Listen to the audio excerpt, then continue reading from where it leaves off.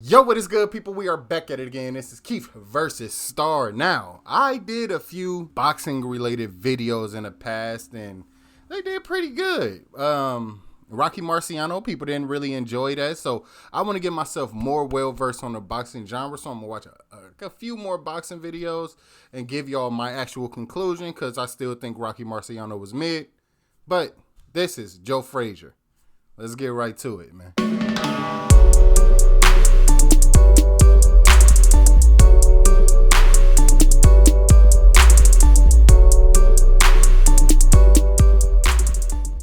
Rainy day boxing, they got the hits. Was that he gave his heart, his soul to help another brother, and then that brother comes back and then like a knife cuts him. What? In one corner, boxing history's most favored pugilist, a braggadocious icon whose sharp tongue and poetry could build up the magnitude of a fight and also belittle any man who was pitted against him. And in the other corner stood a humble man of indomitable courage, a pure fighter through and through. Boxing is referred to as the sweet science because of the majestic prowess its practitioners often display. But the sport continues to thrive because of hardened men who are willing to put it all on the line in front of thousands of fans. Men like Joe Frazier, a fighter not inhibited by fear, who should be remembered by fans as the ultimate crowd pleaser. Okay. While Muhammad Ali's legacy has been blessed with adulation and has been accorded the highest status in boxing, Joe has been tagged merely as the opponent. Rainy Day Boxing brings you Joe Frazier, a boxing legend. Okay. Frazier, hailed by Dempsey and many of the others, Joe. one of the most devastating punchers of all heavyweight champions. If you hit him, he liked it. If you missed him, he'd just get upset and come after you more. I was afraid of Joe Frazier. God damn! What you saw is what you got. Man took a terrible beating. He wouldn't fall. I said, "Are you crazy?" Hold on. I want to see that again. That wasn't it. That wasn't it. Champions. If you hit him, he liked it. If you missed him, he'd just get upset and come after you more. I was afraid of Joe Frazier because God.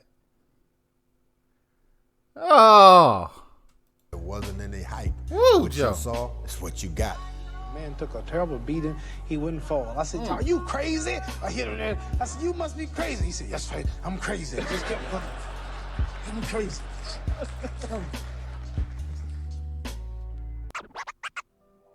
Frazier was born January 12, 1944, in Beaufort, South Carolina. Then known as the hunger capital of America, Joe was raised in crushing poverty, a no-frills upbringing, working 12-hour days on the farm.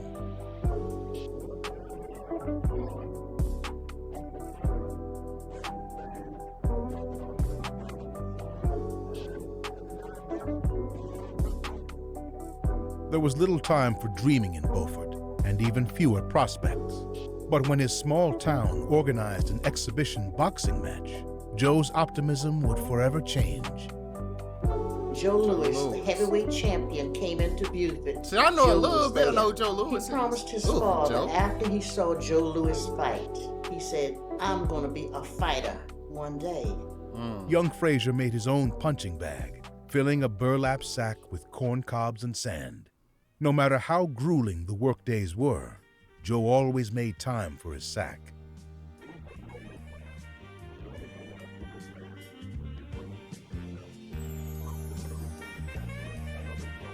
My knuckle don't look like that. Intent on escaping the common labors on the farm and determined to develop his boxing skills, Joe left home at the age of 15 and made way for Philadelphia.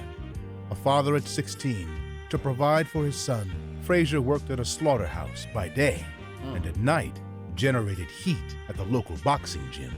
His raging work ethic made an immediate impression. Joe Frazier, when he was working out, the hardest working man in the boxing business. We went to the Frazier camp, and there is a single-minded, tough, very impressive guy. I'd never seen him work before, and if I were a sparring partner for Joe Frazier, I'd want to take out a life insurance policy. Joe quickly climbed up the amateur rankings, winning 38 of 40 bouts and claiming 3 straight Golden Gloves titles. In the 1964 Tokyo Olympics, Frazier represented the U.S., competing in the heavyweight division, knocking out every opponent on his way to the finals. Unbeknownst to the officials, Joe had fractured his left thumb. Despite being injured, Joe was able to box his way to a unanimous decision, winning the gold medal.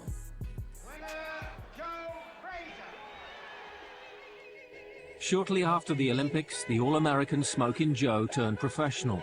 Short for a heavyweight, but full of courage, Frazier fought with a frightening intensity rarely seen before in the ring. From 1965 to 1967, Frazier burned a hole through the heavyweight division. Joe Frazier stood 5 foot 11 inches tall and weighed 205 pounds of compact muscle that was conditioned to bulldoze another man's mind and body for 15 rounds. From the opening bell, Joe would come out akin to a locomotive, perpetually bobbing up and down. Frazier sought to exert his will upon his opponent, digging shots into their liver, their kidney, and even targeting the heart. And as his victims clinched onto him for dear life, Joe would wrestle himself free and continue to brutalize their internal organs. Their only option was to retreat, as this unceasing force relentlessly pursued them. Joe Frazier was... Joe Louis was nice, man. I mean, Joe Frazier. I didn't call him Joe Louis because Joe Louis was at the beginning of the video. Ignore that. Joe Frazier was nice, man. I don't know where he ranks in the hierarchy of greatest fighters because, like I said, I ain't really, the biggest boxing fan in the world, but was a truth machine. He nice. You weren't oh my God. Supreme condition. He would find it out. Ramos is being bettered now, and Ramos is down. If he hits you in the kidneys, you'd pass blood for a month. And if he'd hit you in the ribs, you wouldn't breathe right for 6 months. And if he hit you in the jaw, you were down.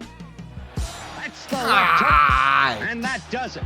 I don't know anyone who gets the sheer joy of combat the way Joe Frazier does. When he shot the right hand at me and caught me with it good, I said, "Sister, you can't hit. I done take everything you throw. You ain't got nothing."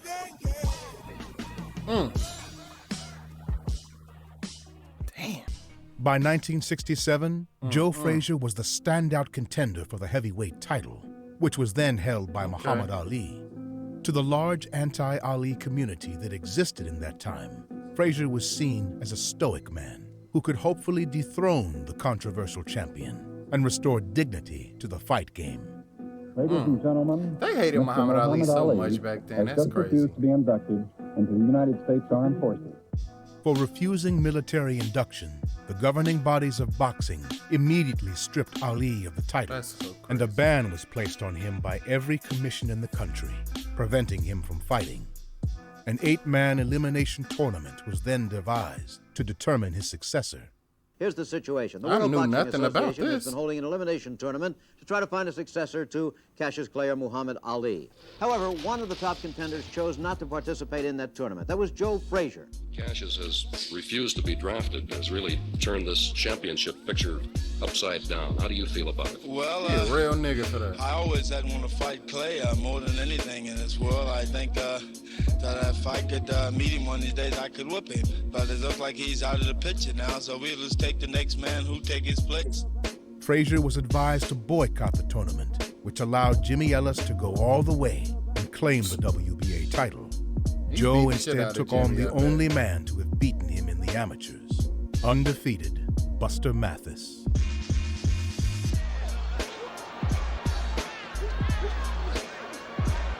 Frazier is smiling. Wow, Mathis was rocked. Damn. And the referee is going to stop the fight. And I took all the steam out of him in the first 3 rounds or 4 rounds. And I'd see that. So therefore, it wasn't no sense. Wait a minute. Here comes Jimmy Ellis. He ain't no champ. I don't even stand with him. When do you want to fight Frazier? I'm ready to fight him tonight. I'm ready tonight. I'm going to beat you. After Joe's triumph over Mathis, New York and 4 other states recognized him as the world champion. Oh, wow. The victor of the 1970 showdown between Ellis and Frazier would be accepted as the new heavyweight king. Well, Jimmy Ellis is going to be in this ring in a few minutes. Do you have anything to say to him before he goes in? Well, I got nothing to do with to train hard, Jimmy. and best man wins. Frazier is strong, sensing the kill, trying oh my God. Joe Frazier in utter dominance now. Frazier giving it to him and giving it to him. A left. Boy, fall. A left. There you go. Let it be over. Standing there. Oh, a tremendous left hook. This fight is over. It is over. The winner, heavyweight champion of the world, Joe. Beat that boy bad. To his contemporaries, Frazier seemed unbeatable. But public opinion of Joe was that he was a pretender, merely keeping Ali's belts warm. Until he fought the real champion, his legitimacy would always be in question. For Joe Frazier to be a champion, he's got to beat me. See, those eliminations are only imitations. He's not the real champion. I consider myself the heavyweight champion of the world until the champ get back in action again. I assume you're talking about Muhammad Ali. That's right, and I would like to face him. And how do you think that would come out? Well, I think I'll take it. Joe Frazier was such a real nigga, bro. I fuck with Joe Frazier, man. He like, look, I'm the champ because the dude who was the champ who ain't beat yet, he can't fight. So until he can fight, I'm the champ, but he really the champ until I put these hands on him. So it's like I acknowledge you because, bro, I didn't beat you. Didn't nobody beat you. You know what I mean? But at the same time, I will whoop you, so come get this work. I fuck with that mentality is amazing, man. Not satisfied with Ali's second-hand glory, Frazier desperately tried to get his rival's boxing license reinstated, publicly lobbying for the ex-champ, privately lending him money to survive, and even asking President Nixon to support Ali's licensing. After a 3-year hiatus, the ban was finally lifted. A matchup between Ali and Frazier could now become a reality. During Muhammad Ali's 3.5-year exile from boxing, Joe Frazier had continually supported him. But when Ali was allowed back into the ring, he dramatically turned on his one-time friend and ally. Well, number one, he's too ugly to be the world heavyweight champion. His nose is flat, he's ugly, he can't talk. No. Y'all ain't finna do this to Ali, man. Ali is he playing mind. Nigga gave you bread, bro. You gonna do this to a nigga that gave you bread, bro? That's wild. Damn, Ali. Heard Ali over the radio call him ugly and coward. He was so shocked and stunned by it that he threw down the radio and crushed it with his foot. Yanked him and myself is responsible for Clay to get a license. And after he got a little foothold, he tried to do everything and say everything to put me down. Joe was the butt of Ali's jokes that were being heard around the world, and the people were eating it up. Frazier was cut from a different cloth. He allowed his fists to do the talking. There was a cruelty in Ali, demeaning a man who didn't possess the same verbal jousting capabilities as himself, and especially one who had no intention of playing that game. With the build-up taking place in such a politically heated era, Ali took it upon himself to endow the event with a good versus evil aspect, having no hesitation to characterize Joe with the worst label a black man can receive. What? Because he's the Uncle Tom. Well, he came from a very, very humble background. I don't care. He's the other type Negro. He's not like me. Joe Frazier's what? New to me. What? How we get here? Muhammad Ali, how we get here? Man was giving you bread, standing up for you, trying to get you reinstated to box. The nigga fed your family, bro. Man, come on, man. Come on, bro. He knew perfectly well that Joe was one of the blackest men in the universe. For him to be viewed as a white, sucking Uncle Tom kind of guy was the greatest insult you could give a guy who was nothing but raging black. My skin is blacker than him. I grew up in a ghetto. He grew up in the suburbs. He's making me the white guy because he has a gift from God that he can talk better than me. He said his sons were taunted in school and he felt dehumanized. Frazier was ill-equipped to go toe-to-toe with Ali's sharp tongue, and the insults cut deep to Joe's core and would fester in his mind for many years to come. No matter how much Ali liked to outshine Joe with words, he'd eventually have to deal with him inside the ring. Billed as the fight of the century, Frazier would finally have the opportunity to close the mouth of his tormentor. I think Joe Frazier did Boxing win, is too. dead. I want him to win. That's what they've been telling us. And yet here we are just 6 days away from another fight of the century. Wait till I get you in the ring. Wait, you see that? Get your hands off me. Look how scared I am. I'm sticking on you. I'm not the easiest guy in the world to psych. You're gonna have to do it to me. You can't psych me. Listen to me. I'm gonna hold you to it. Go ahead, I'm gonna talk to you when I whoop you. You're going to see two heavyweight champions fighting. One is the phony and one is the real one. And it's going to be easy to distinguish who is the phony. Joe Frazier's moment this is making me like not really like the Ali. who's who of the world filled up the arena, and viewers from around the globe tuned in to make it the most watched sporting event in history. For months, Joe had been burning up inside, itching to get his hands on Ali. He would not be denied. The fury commenced right from the opening bell. Ali was shocked. Never had he experienced such relentless stalking and unwavering determination. They going. Oh, Ali throwing. Oh, Joe. But this windmill of a machine, this threshing machine that is Joe Frazier, still comes on at him. This is the best heavyweight championship fight for many years. Here's the big cry for Muhammad Ali. He's got the crowd going with him, and he motions to Frazier and says, listen, they're rooting for me. And Frazier keeps coming, bounding across this ring, looking for his man all the time. Ali continued to hurl insults at Frazier in the early rounds. But unlike his previous foes, Joe talked too. And unlike Ali, Frazier was backing up his words. As Joe landed left hook after left hook, Ali's mouth began to swell. He became silent. Damn. It's noticeable that the talking has stopped. Clay's got his work cut out now with this fight, and he knows it. Frazier talking to Clay. And Frazier grins. He puts his hands down and he laughs. And he says, "Ooh, Joe! Ooh!" There's a speck of blood on Clay's nose. And he scored with a lot of punches. And Frazier takes a swipe at him. Counter cheers ring out to Joe Frazier. Joe. Oh my God, I want to watch this fight. Much like Ali used to taunt and play with his opponents, it was now Joe who was toying with Ali. Okay. The floating butterfly's wings were clipped and were slowed down to a walk. After absorbing 100 debilitating hooks to the body, Ali was no longer a boxer. He was a target.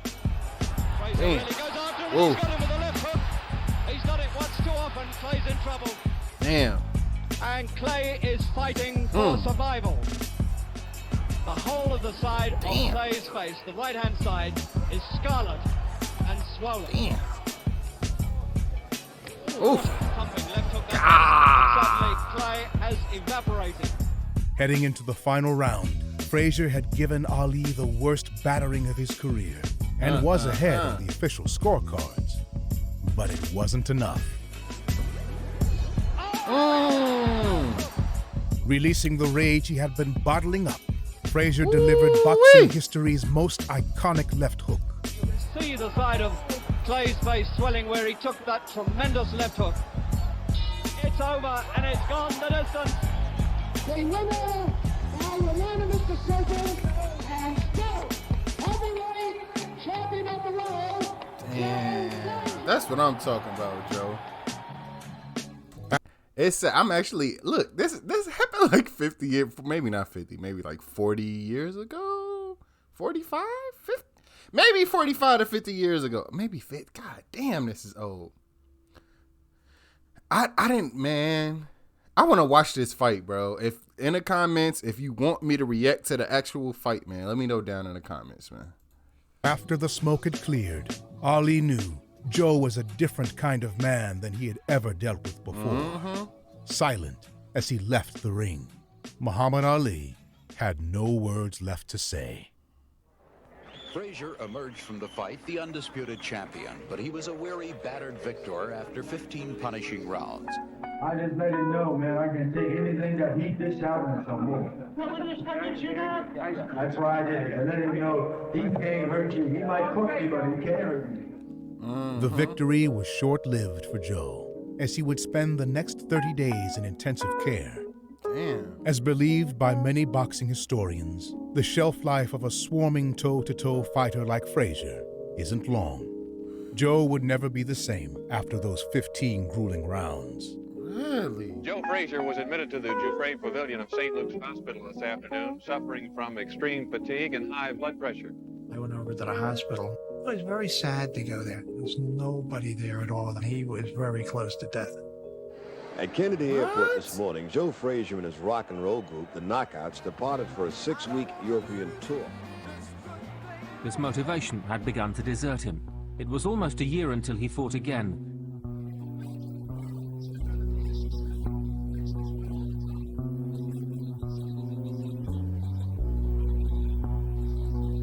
Really?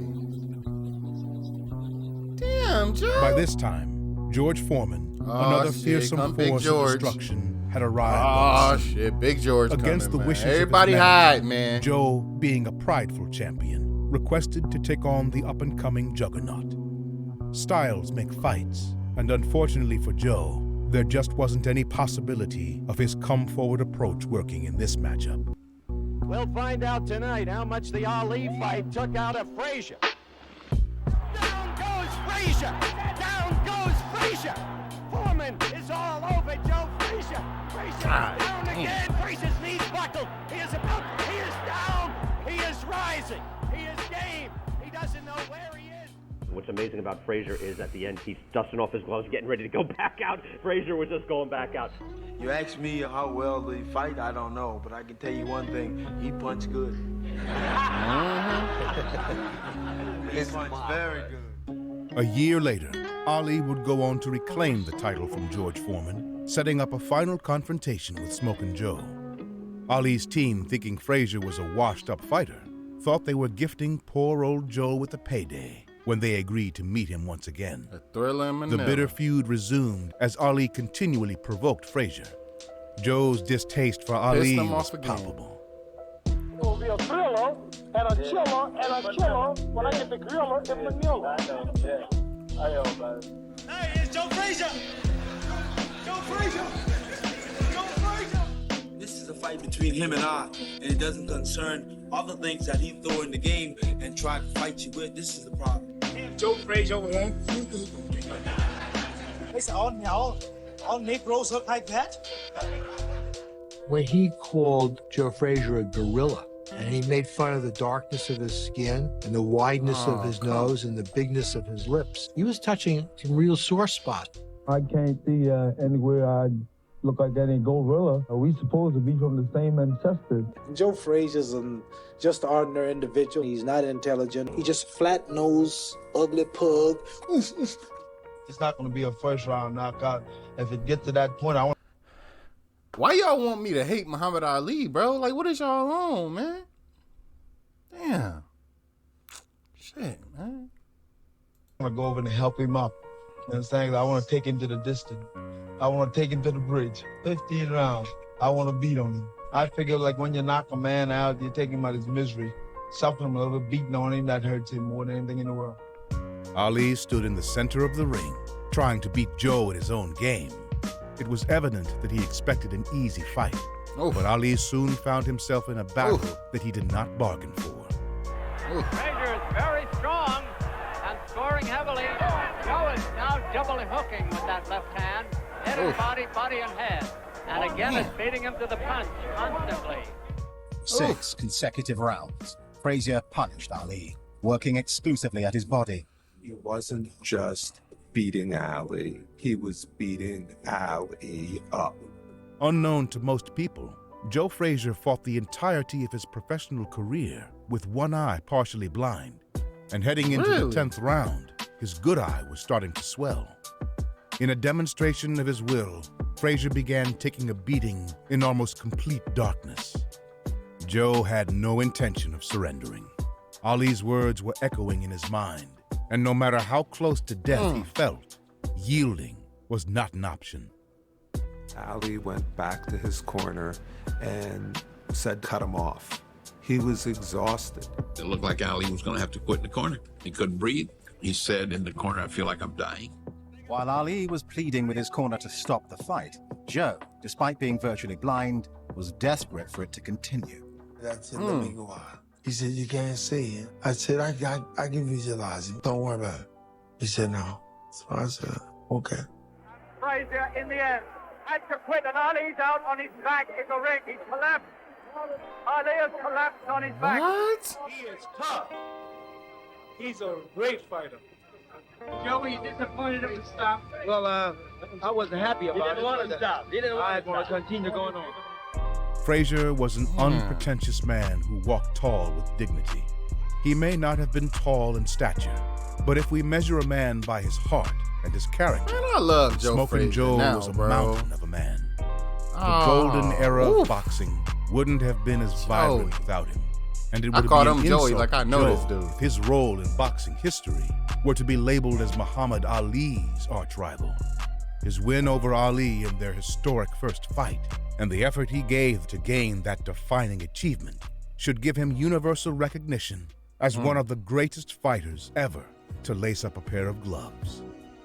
He got a hard left hook. Listen, he hit me so, I'm going to give him credit. He hit me so hard it jarred my kinfolks in Africa. I mean, he was hitting a guy who came here and worked his way up from nothing and won the heavyweight championship of the world and should go down as one of the 10 greatest heavyweight champions of all time, and probably won't.